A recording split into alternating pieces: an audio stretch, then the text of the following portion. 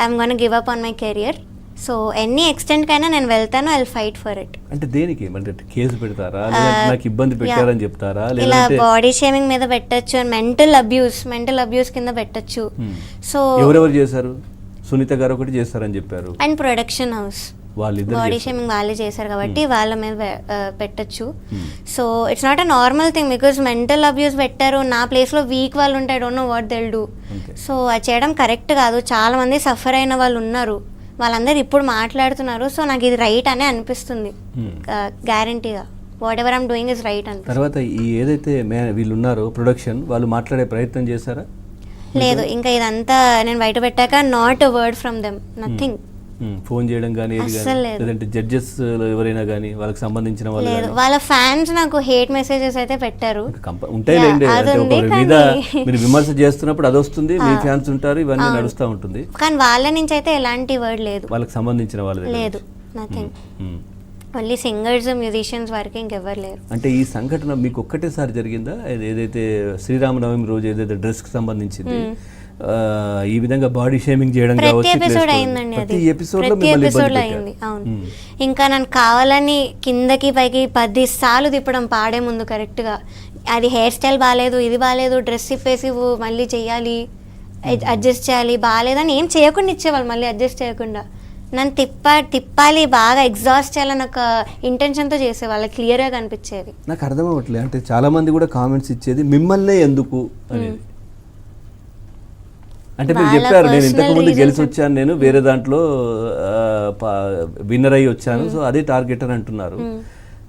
అట్లా అలా అనే వాళ్ళకి మీరు చెప్పేది ఏంటి? అది కాదు, సో ఈమెనే ఎందుకు టార్గెట్ చేస్తారు, మిగతా వాళ్ళు కూడా ఉన్నారు కదా అనే వాళ్ళకి ఏం చెప్తారు? Maybe because I'm threat to their favourite contestants అయి ఉండొచ్చు కదా. బికాస్ నేను చెప్పిన లిరిక్స్ మర్చిపోవడాలు కానీ చేతుల్లో రాసుకోవడం కానీ ఎప్పుడు కూడా చేయలేదు ఒక్క పాటలో కూడా. సో వాళ్ళకి తెలుసు దట్ ఐఎమ్ డూయింగ్ వెల్. పిచ్లో కూడా నేను ఎప్పుడు కూడా అప్స్ అండ్ డౌన్ అవ్వను, కానీ అక్కడ అందరూ అవుతున్నారు. I can clearly say that. మీరు ఏదో అన్నట్టు గుర్తు, అంటే వాళ్ళకి ఇండికేషన్స్ కావచ్చు, లేదంటే డౌన్ గమ్మని అది కామెంట్స్ లో చెప్పకుండా సైగల్ చేసేవాళ్ళు జడ్జెస్, అంటే ఏదో క్లోజ్ ఫ్రెండ్స్ లా డౌన్ చేసుకో, కానీ అది కామెంట్స్ లో చెప్పేవాళ్ళు కాదు. అంటే వాళ్ళ తప్పులు ఎత్తి చెప్పేవాళ్ళు కాదు, మీరు చేయకుండా కానీ చెప్పేవాళ్ళు. Yeah exactly. అక్కడ నాకు చాలా బాధ అనిపించింది, అండ్ వెరీ మచ్ ఇంజస్టిస్ అనిపించింది అక్కడ. సో ఇది ఎవరి దృష్టికైనా తీసుకెళ్లారా? అప్పుడు కీరవాణి గారు కావచ్చు, లేదంటే చంద్రబోస్ గారు కావచ్చు? లేదు, ఎందుకంటే ముగ్గురు ఒకటే మాట మీద ఉండి జడ్జ్మెంట్ ఇస్తారు. ఒక్క పాటకు మాత్రం ఎర్రాని కుర్రదని గోపాలని రేపు రిలీజ్ అవుతుంది ఆ పాట. సో ఆ ఒక్క పాటలో మాత్రం కీరవాణి సార్, సునీత గారు ఒక లైన్ కోసం చాలా బాగా మాట్లాడారు. అదే లైన్ మీద చంద్రబోస్ సార్ ఏమో నువ్వు సరిగా పాడలేదన్నారు. సో వీళ్ళిద్దరు మెచ్చుకున్న లైన్నే ఆయన బాగాలేదని చెప్పారు. నాకు అది అస్సలకి అర్థం కాలేదు.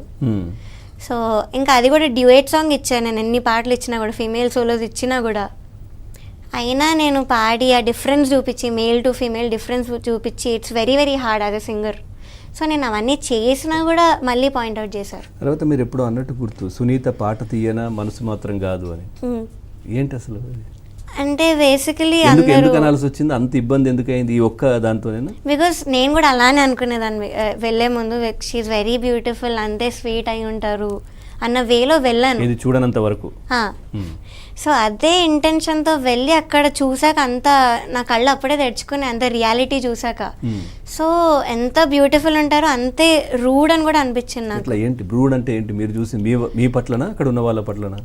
రూడ్ అంటే ఆ టెక్నీషియన్స్ ఉండడం కానీ, వాళ్ళని ట్రీట్ చేయడం కానీ, ఇవన్నీ కూడా కొంచెం రూడ్గానే కనిపించాయి. అండ్ నన్ను ఎస్పెషలీ నా ఎక్స్పీరియన్స్ నేను చెప్తున్నాను కాబట్టి అఫ్కోర్స్ నాకు చాలా రూడ్ అనిపించింది. ఏంటి అసలు రూడ్ అంటే? అండ్ ఎస్పెషల్లీ ఎలిమినేట్ అయ్యాక కొంచెం మా మదర్ ఎమోషనల్ అయ్యి ఈ ఇంజస్టిస్ అంతా చూసి స్టేజ్ మీదకి వచ్చి నన్ను తీసుకెళ్ళిపోవడానికి ట్రై చేశారు. సో ఇంక వాళ్ళు